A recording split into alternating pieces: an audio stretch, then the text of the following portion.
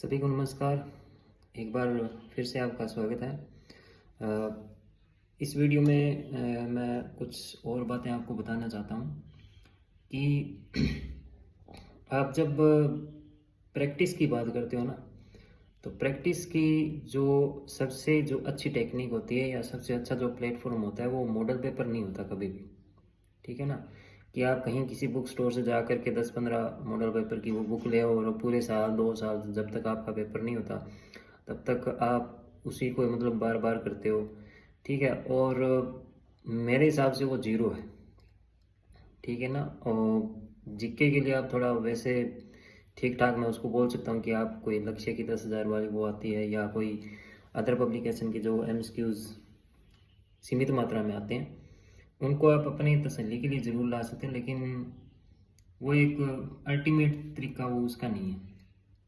ठीक है ना, तो प्रैक्टिस के लिए जैसे किसी ने पूछा था मेरे से कि इंग्लिश की प्रैक्टिस के लिए कि आप जब थ्योरीज जो पढ़ते हो बुक्स में से तो उसके बाद में प्रैक्टिस कहाँ से करें, तो इसीलिए तो आपको टेस्ट सीरीज ज्वाइन करनी है।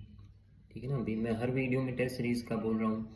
सर भी बोलते हैं आपको कि आप क्लासेस चाहिए मत लीजिए, कोई दिक्कत नहीं है, लेकिन आप टेस्ट सीरीज को अगर आप मिस कर रहे हैं तो इसका मतलब आपको बहुत बड़ा खामियाजा भुगतना पड़ता है। ठीक है ना, तो प्रैक्टिस का वही है। अभी आप टेस्ट सीरीज को किस वे से ले रहे हो कि आप मतलब मैंने अपने आप को तैयार करने के लिए वो ज्वाइन की थी। ठीक है ना, अभी पहले की जो वीडियो थी उसमें मैंने बताया था कि यहाँ पे आप अपना कोई हीरोपंती दिखाने नहीं आते हो, यहाँ आप अपने को तैयार करने के लिए आते हो कि आप जैसे अभ्यास मैच है और वहाँ पे आपको एक मतलब अलग अलग जो तरीके से आपको हराया जाता है, पटका जाता है, तो उससे आप ट्रेंड होते हो कि हमें इस तरीके से भी हम पर जो है अटैक हो सकता है, इस क्वेश्चन को लेकर के ये क्वेश्चन ऐसे भी आ सकता है। ठीक है, तो वो सारा कुछ मामला जो है वो टेस्ट सीरीज में इसीलिए होता है कि आप खुद को बेहतर कर पाएँ। ठीक है, और बहुत से स्टूडेंट्स को मैंने देखा, बात की, तो जैसे मेरे कोई सर्कल में भी हैं कुछ कि सिलेबस होने के बाद में अपने टेस्ट सीरीज ज्वाइन करेंगे। सिलेबस कभी नहीं होता। ठीक है ना, लास्ट तक भी नहीं होता, आज तक वो सिलेबस हो ही रहा है।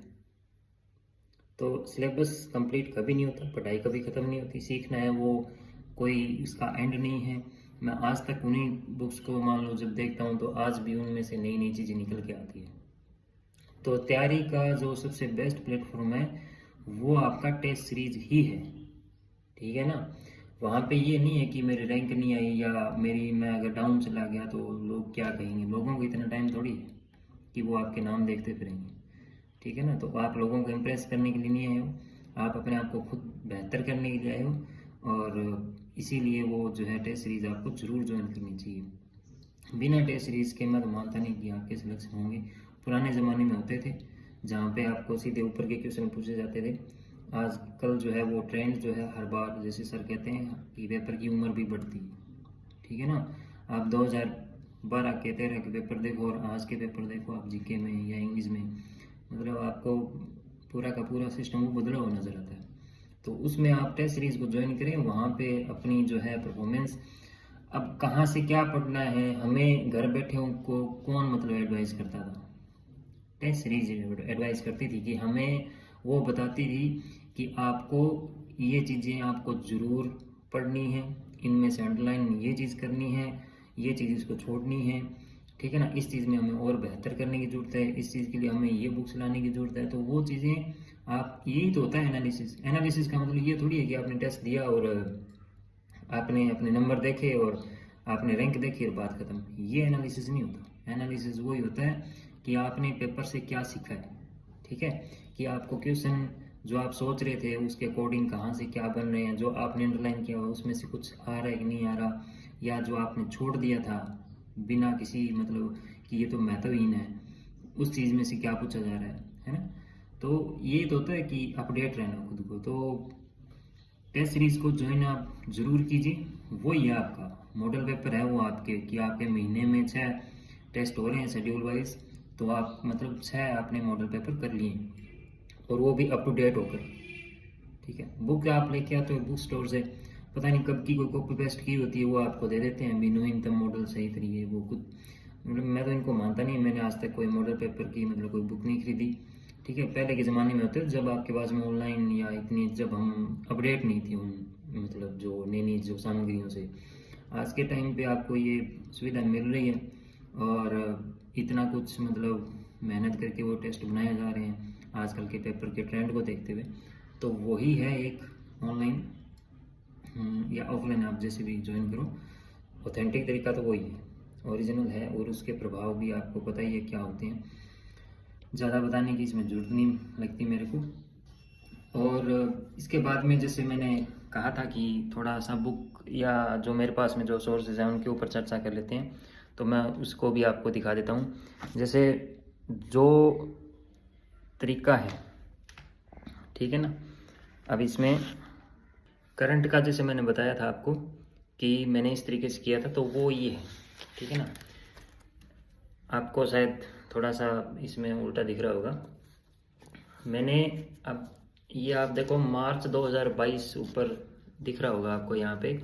तो ऐसे करके और मैंने जो है 4-4 पेजों की ये एक फाइल बना ली थी, ठीक है ना। लास्ट में आपको बता देता हूँ कि कब का ये है।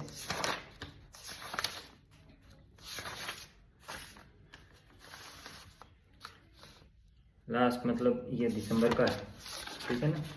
तो इस तरीके से आप मेरे को इसमें देख सकते हो कि हर एक मंथली में से मैंने ये निकाल ली है। ये जैसे अक्टूबर का है और आगे का जो है वो लास्ट जो है नवंबर का है।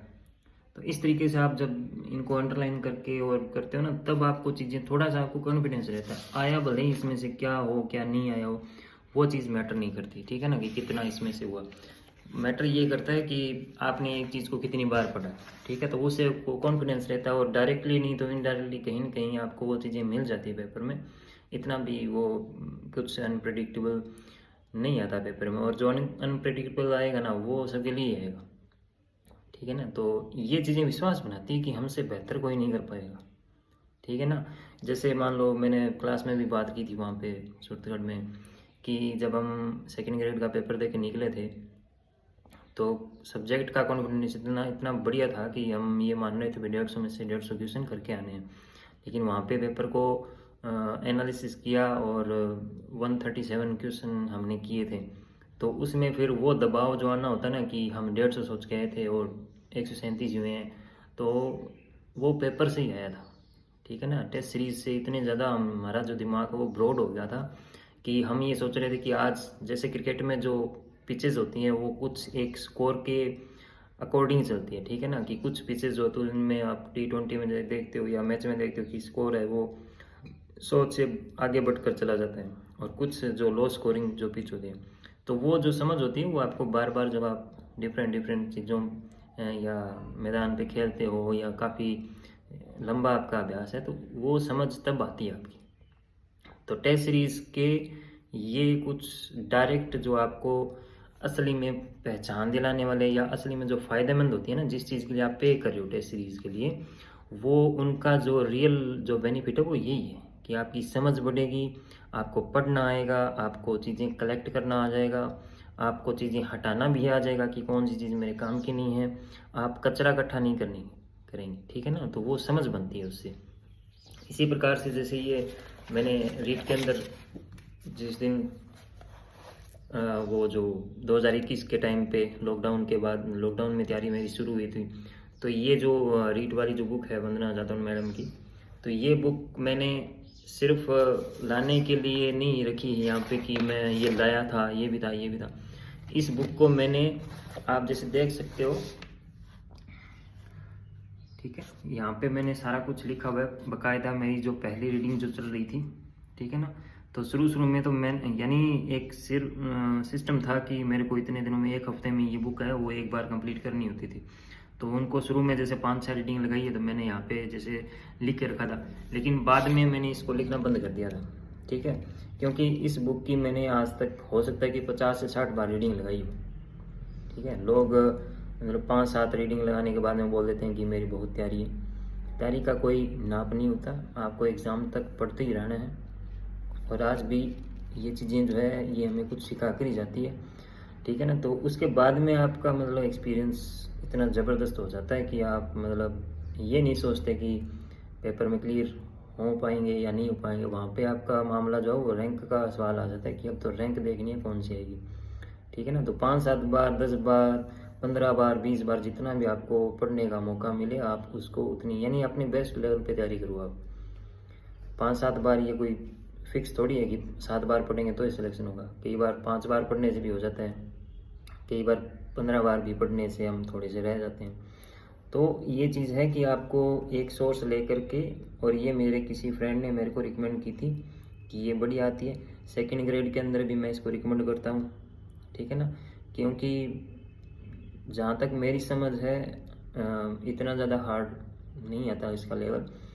20 क्वेश्चन का मामला है, 1-2 क्वेश्चन कोई आपकी मतलब पहुँच से बाहर हो जाए तो उसके लिए हम कोई बुक्स थोड़ी उठा के लाएंगे। 1 क्वेश्चन 2 क्वेश्चन अगर बाहर से आ रहे हैं तो उसके लिए हम भारी भरकम बुक्स लाना मेरे ख्याल से तो वो अच्छी बात नहीं है। तो आप ये बुक लेके आएं, बढ़िया है, कोई दिक्कत नहीं है। आप अपनी क्लासेस भी ज्वाइन अगर आपने कर रखी है तो वो भी बढ़िया है। यानी कहने का मतलब एक बुक से आप पढ़ो।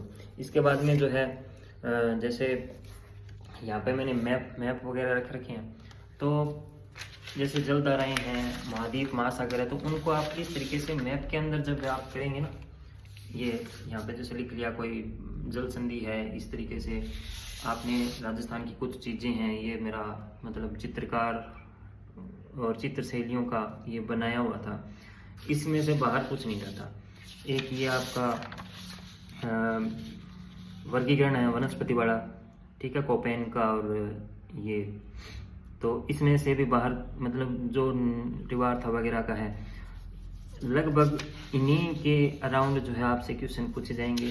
ठीक है। एक ये है जैसे चौहान राजवंश का सारा मैंने वो 5-7 पेज जो नाथ की गाइड में से जो मैंने बनाए हैं, तो उसको एक पेज में इसको समाहित कर लिया। अब इसमें से बाहर आरपीएससी के जो मैंने प्रीवियस क्वेश्चन जो देखे थे उनमें से इससे बाहर क्वेश्चन नहीं आया। वो भले ही आपको टेस्ट सीरीज में कुछ 2-4 हाई लेवल के क्वेश्चन मिल जाए, लेकिन उनका आरपीएससी के पेपर से कोई लेना देना नहीं होता। वो आपको सिर्फ और सिर्फ मोटिवेट करने के लिए या आपको लगे रहने के लिए वो क्वेश्चन दिए जाते हैं। बाकी इसमें से आ गया था लगभग सारा कुछ। तो इस तरीके से आपको जो है वो पढ़ते जाना है। ये मैंने जलधाराएं इसमें से की थी, इसमें भी किया हुआ है। तो जब आप प्रैक्टिकल इन चीज़ों को करते हैं ना इस तरीके से, तो वो एक आपके दिमाग में इमेज बन जाती है जो आपने पढ़ा हो।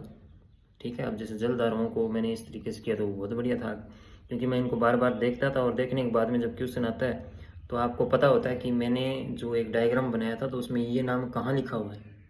तो इससे वो जो जलधारा है वो आपके दिमाग में आ जाती है कि हाँ ये यहाँ है। तो इस तरीके से मैंने जो है अपनी तैयारी को अंजाम दिया था। और मेन रीज़न भैया सफलता का टेस्ट सीरीज ये है। कोई बुक आपको मतलब जो रिकमेंड थ्योरी वगैरह की जो सर करते हैं वो आप पढ़िए, ठीक है, और बार बार पढ़िए, यही सफलता का एक राज है। और टेस्ट सीरीज़ को भी ज्वाइन कीजिए जिन्होंने नहीं की है, कि आप सिर्फ पढ़ कर के ही उसको मतलब साकार नहीं कर सकते सपने को, आपको अपनी तैयारी को परख कर भी मतलब आगे बढ़ना होता है। तो टेस्ट सीरीज़ को ज़रूर आप मतलब ये तो मस्ट है आपकी सफलता की जो जर्नी है उसके अंदर। बाकी आगे और मैं देखता हूँ, अगर मेरे को कुछ ऐसा लगता है कुछ बताने के लिए होगा तो मैं आपको ज़रूर नेक्स्ट वीडियो में बताऊँगा। आज के लिए इतना ही, थैंक यू।